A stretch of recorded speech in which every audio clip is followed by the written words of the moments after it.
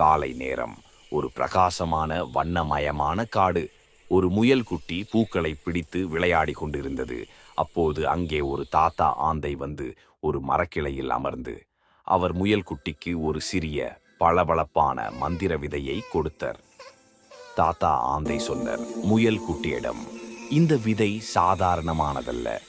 இதை நடும்போது ஒரு நாள் வானத்தில் இருந்து மந்திர நீர் பொழியும். அப்போதுதான் இது முளைக்கும். அதுவரை பொறுமையாக இருக்க வேண்டும் என்று சொல்ல, முயல் குட்டி விதையை பெற்றுக்கொண்டு உற்சாகமாக தலை அசைக்கிறது. முயல் குட்டி ஒரு சிறிய இடத்தை மண்வெட்டியால் தோண்டி விதையை நடுவதற்கு தயாராகிறது. மற்ற முயல்கள் அணில்கள் எல்லாம் முயல் குட்டி செய்வதை வேடிக்கை பார்த்து சிரித்தார்கள்.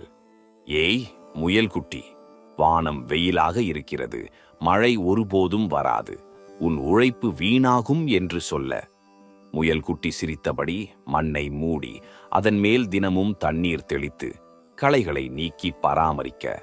மற்ற விலங்குகள் விளையாடுகின்றன, ஆனால் முயல் குட்டி தன் வேலையில் உறுதியாக இருந்தது. முயல் குட்டி மற்ற விலங்குகளிடம், மந்திர நீர் எப்போது வரும் என்று எனக்கு தெரியாது, ஆனால் அது வரும்போது என் விதை தயாராக இருக்க வேண்டும் என்று சொல்ல, திடீரென்று வானம் பளபளக்கிறது மந்திர ஒளியுடன் மற்றும் வானத்தில் இருந்து பளிச்சென்ற மழை துளிகள் விழத் தொடங்கியது. மற்ற விலங்குகள் ஆச்சரியத்துடன் பார்க்க அந்த மந்திர நீர் முயல் குட்டியின் மண்ணில் உள்ள விதையின் மீது விழுகிறது. மந்திர விதை உடனடியாக பெரியதாக முளைக்கிறது.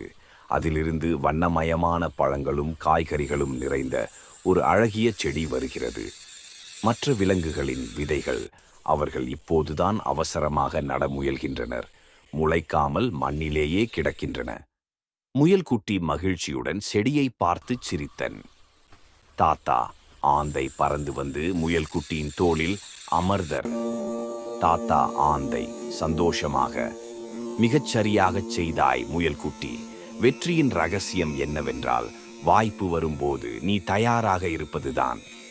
முயல் குட்டி புதிய செடியிலிருந்து ஒரு பழத்தை பறித்து தாத்தா ஆந்தைக்கு கொடுத்தன். விடாநம்பிக்கை ஒருபோதும் தோல்வி அடையாது.